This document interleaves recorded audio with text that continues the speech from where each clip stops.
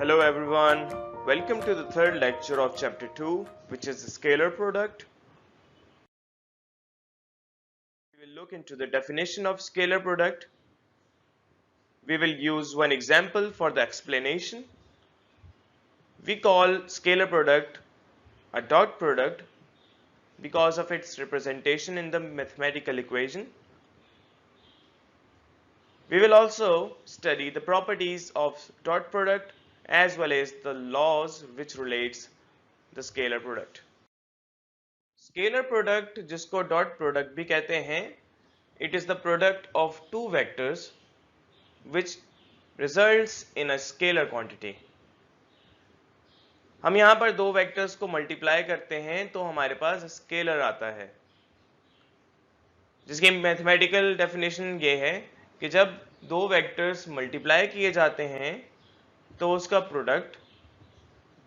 Product होता है magnitude of both vectors and the cosine of angle between them.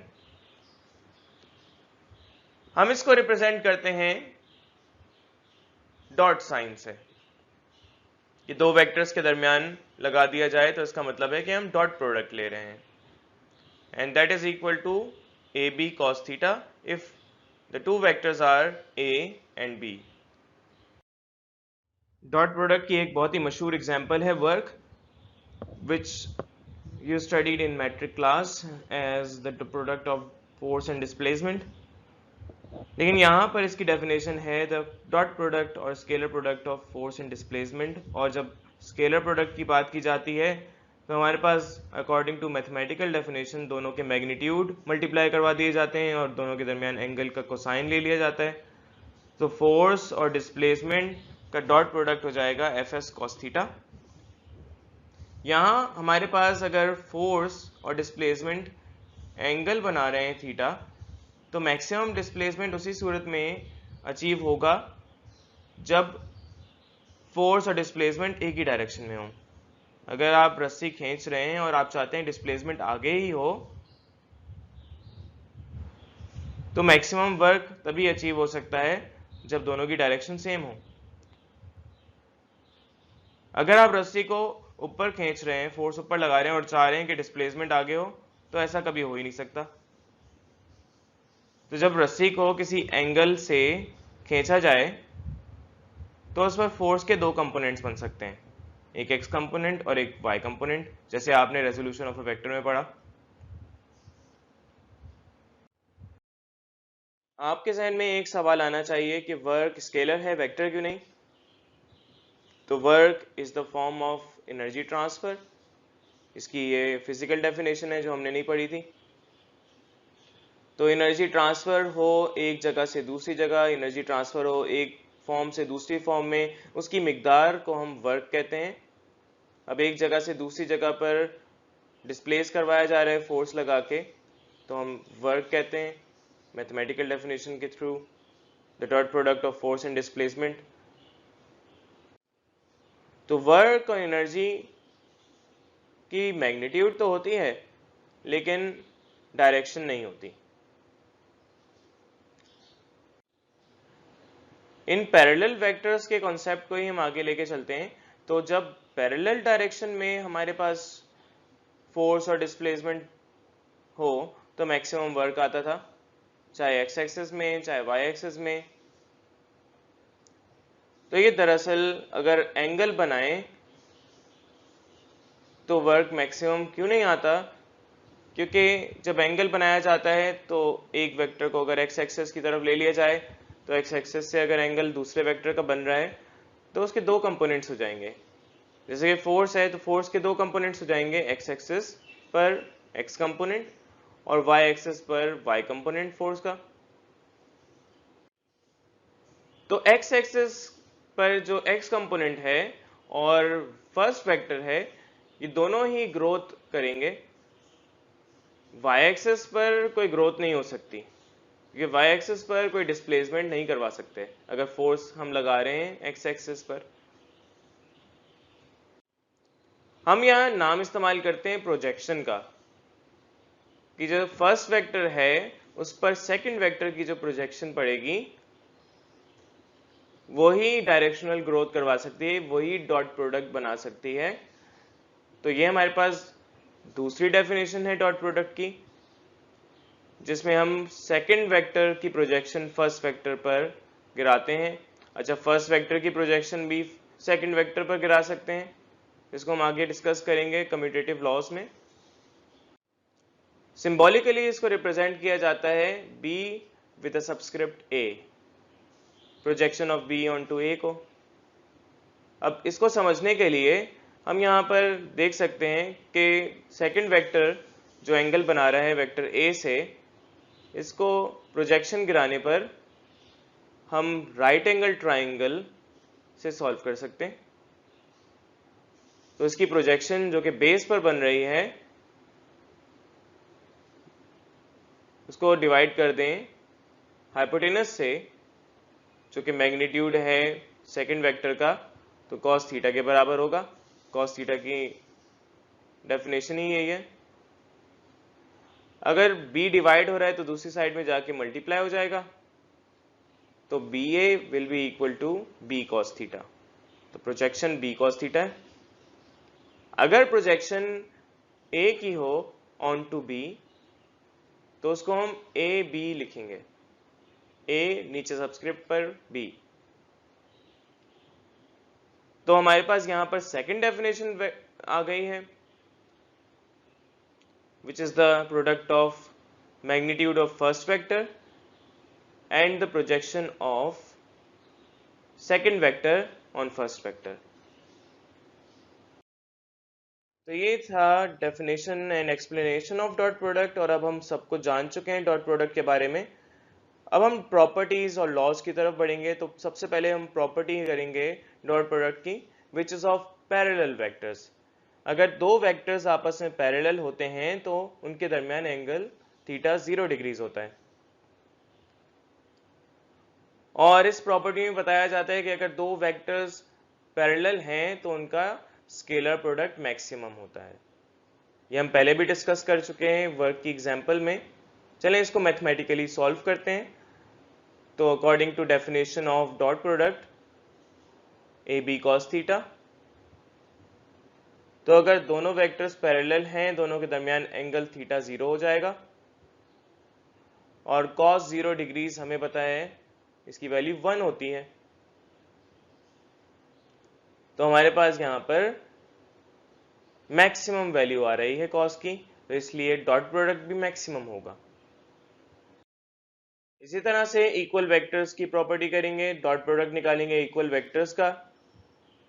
तो dot product equal vectors का हमेशा square of its magnitude के बराबर होता है। यानी अगर वेक्टर ए जिसकी मैग्नीट्यूड और डायरेक्शन सेम है, एंगल 0 डिग्री बनेगा।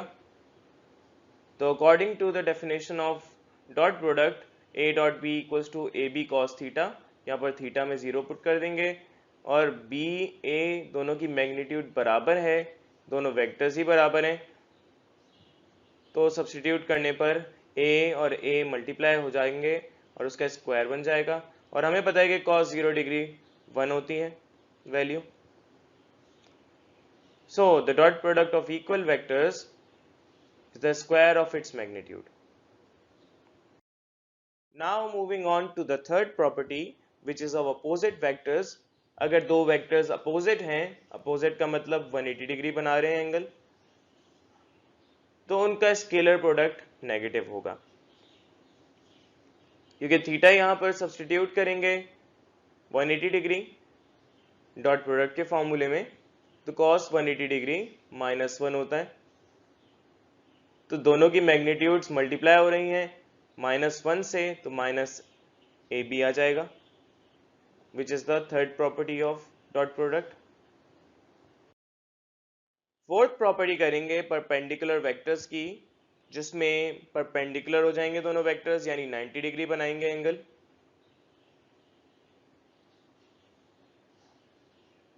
अगर दोनों वेक्टर्स परपेंडिकुलर हों तो स्केलर प्रोडक्ट उनका 0 आता है, क्योंकि a dot B is equal to A b cos theta, और थीटा 90 डिग्री होने पर cos 90 डिग्री 0 होता है।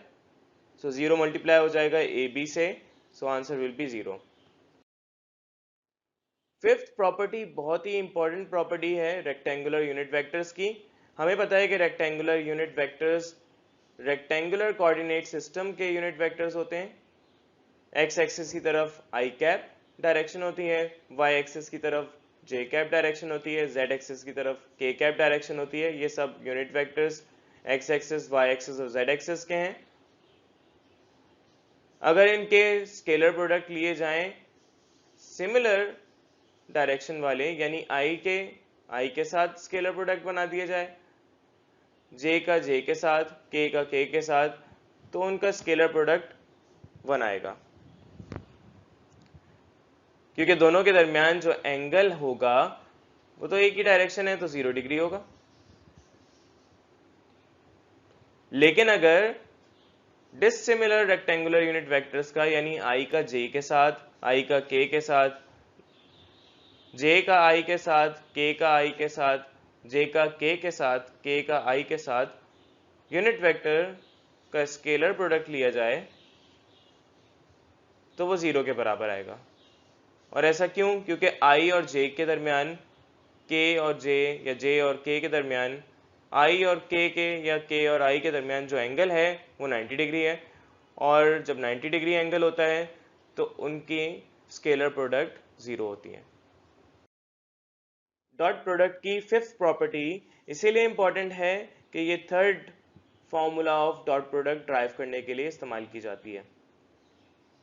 और third formula of dot product कैसे निकालेंगे? अगर हमारे पास कार्टेशियन फॉर्म ले ली जाए वेक्टर ए की, ए एक्स आई प्लस ए वाई जे प्लस ए जेड के, और वेक्टर बी की, बी एक्स आई प्लस बी वाई जे प्लस बी जेड के, तो दोनों का डॉट प्रोडक्ट लेना हो तो हम इनको मल्टीप्लाई करेंगे सिंपली। ए एक्स आई को बी एक्स आई से, ए एक्स आई को बी वाई जे से, और ए एक्स आई को बी जेड के से। इसी तरह से फिर बारी आएगी सेकंड टर्म की, ए वाई जे को मल्टीप्लाई करेंगे बी एक्स आई से, ए वाई जे को मल्टीप्लाई करेंगे बी वाई जे से, ए वाई जे को मल्टीप्लाई करेंगे बी जेड के से, और फिर लास्ट टर्म को भी इसी तरह से मल्टीप्लाई करेंगे। तो हमारे पास ये ए जेड के मल्टीप्लाई हो गया बी एक्स आई, ए जेड के मल्टीप्लाई हो गया बी वाई जे, और ए जेड के मल्टीप्लाई हो गया बी जेड के से। इन दोनों के दरमियान डॉट प्रोडक्ट है, क्योंकि ये वेक्टर फॉर्म ही है, मैग्नीट्यूड और डायरेक्शन दोनों लिखी हुई हैं। तो पहले लिखी जा सकती हैं, ए एक्स और बी एक्स पहले लिख दिया, आई डॉट आई और I dot J, I dot के पर हम प्रॉपर्टीज लगा सकते हैं, और आई डॉट आई हमें पता है जे डॉट जे और के डॉट के दोनों सेम यूनिट वेक्टर के डॉट प्रोडक्ट की वैल्यू 1 होती है, जबकि जो डिसिमिलर यूनिट वेक्टर्स हैं उनकी वैल्यू 0 हो जाती है। तो हमारे पास जो टर्म्स बचेंगी, ए एक्स बी एक्स, ए वाई बी वाई और ए जेड बी जेड, यानी सिमिलर डायरेक्शन वाले मैग्नीट्यूड्स को ही हमने मल्टीप्लाई किया और उनका सम ले लिया। सो थर्ड फॉर्मूला यानी third definition of dot product भी आ गई, which is the sum of the product of the respective components. A x b x से मल्टीप्लाई कर रहे हैं, ए वाई बी वाई से मल्टीप्लाई कर रहे हैं, ए जेड बी जेड से मल्टीप्लाई कर रहे हैं, और उनका सम ले रहे हैं, तो ये डॉट प्रोडक्ट होगा। चलिए अब लॉस की तरफ बढ़ते हैं। तो सबसे पहले हम कम्यूटेटिव लॉ पढ़ेंगे, which states that the dot product of two vectors does not change with a change of order। अगर हम a डॉट b लें तो वो बराबर होगा b डॉट a के। इसको प्रूफ करना है हमने। दो वेक्टर्स हैं, दोनों के दरमियान एक एंगल थीटा है, तो उसका चलें पहले a डॉट b लेते हैं और फिर उसके बाद b डॉट a लेंगे। तो हमें पता है कि प्रोजेक्शन गिराने पर वेक्टर b की on to vector a, definition हमारी डॉट प्रोडक्ट की होती है a b a, यानी the magnitude of first vector and the projection of second vector on to first vector. तो हमें पता है कि प्रोजेक्शन जो हमारे पास फॉर्मूला है, it is the product of magnitude of that vector and the cosine of angle. तो ए बी कॉस थीटा हो जाएगा, सब्सटीट्यूट करेंगे इसको, तो ए बी कॉस थीटा हमारे पास ए डॉट बी आ गया। चले अब यहां पर हमारे पास प्रोजेक्शन गिराई जा रही है ए की ऑन टू बी। प्रोजेक्शन गिराते हैं तो राइट एंगल ट्राइंगल बनता है। ये हमारे पास A subscript B projection of A onto B है। ऑर्डर चेंज करने पर B dot A dot product of B and A हो जाएगा बी ए बी, और ये ए बी हमारे पास ए कॉस थीटा है, इसको सब्स्टिट्यूट करेंगे तो बी ए कॉस थीटा हो जाएगा, और बी ए कॉस थीटा मैग्नीट्यूड्स मल्टीप्लाई हो रही हैं तो ए बी कॉस थीटा भी लिख सकते हैं। दोनों को हम कंपेयर करेंगे तो ए B A will be equal to B A B and A dot B is equal to B dot A. So commutative law proof हो गया, जिसमें ऑर्डर चेंज करने पर हमारे पास डॉट प्रोडक्ट सेम है। सेकंड है डिस्ट्रीब्यूटिव लॉ। ये भी बहुत इंपॉर्टेंट है, कम्यूटेटिव लॉ भी बहुत इंपॉर्टेंट है, एग्जाम में पूछा जाता है। तो डिस्ट्रीब्यूटिव लॉ हमें बताता है कि अगर एक वेक्टर डॉट प्रोडक्ट लिया जाए वेक्टर एडिशन के साथ, so that is distributed to the addition of both vectors. यानी ए डॉट लिया जाए बी प्लस सी से, तो ए डॉट बी पर भी लग जाएगा और ए डॉट सी पर भी लग जाएगा। इसको ड्राइव करने के लिए हम कंसीडर करेंगे एक वेक्टर बी के साथ और सी के साथ भी प्रोजेक्शन गिरा रहा है, तो vector B on to vector A B A होगा और vector C on to vector A C A होगा। यहां पर हम कह सकते हैं according to the second definition of dot product, A dot B is equal to A B subscript A and A dot C is equal to A C subscript A. तो हम यहां पर अगर ए बी ए और ए सी ए ऐड कर लें तो A dot B plus A dot C हो जाएगा, बराबर हो जाएंगे ये। तो हमने यहां पर इसकी एक तरह से राइट हैंड साइड निकाल ली है। अब चलें यहां पर हम लेफ्ट हैंड साइड निकालते हैं। तो B के आगे C लगाएंगे हेड टू टेल रूल के मुताबिक, और फिर इसका हम रिजल्टेंट अगर ले लें तो B प्लस C आ जाएगा।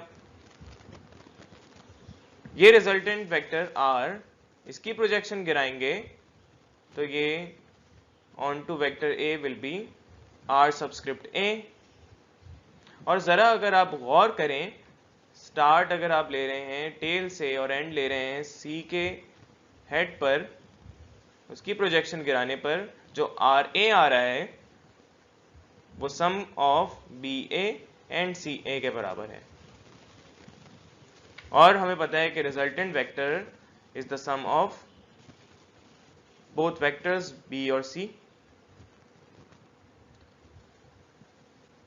तो हमने यहां पर dot product of vector A and the resultant vector लिया ए आर ए, और आर ए हमें पता है कि according to the figure B A plus C A के बराबर है। जरा आप गौर करें, बी ए और सी ए को ऐड कर दें तो वो स्टार्टिंग और एंडिंग लाइन तक आर ए ही बनेगा। तो मल्टीप्लाई करेंगे magnitudes A B A plus A C A. हमने यहाँ पर ड्राइव किया है A B A dot B और ए सी ए डॉट सी, उसकी जगह सब्स्टिट्यूट कर देंगे तो हमारे पास ये डिस्ट्रीब्यूटिव लॉ भी प्रूफ हो गया। यहाँ पर हमें याद रखना है कि हमने सबसे पहले प्रोजेक्शन गिराई वेक्टर बी की on to vector A, B A निकाल लिया, फिर projection of C on to A, C A निकाल लिया, उससे हमारे पास A डॉट C आ जाएगा। एंड देन उसके बाद हम रिजल्टेंट निकाल लेंगे by adding B and C। तो ये रिजल्टेंट की जो प्रोजेक्शन है on to A, it will be equal to the sum of projections of B and C onto A।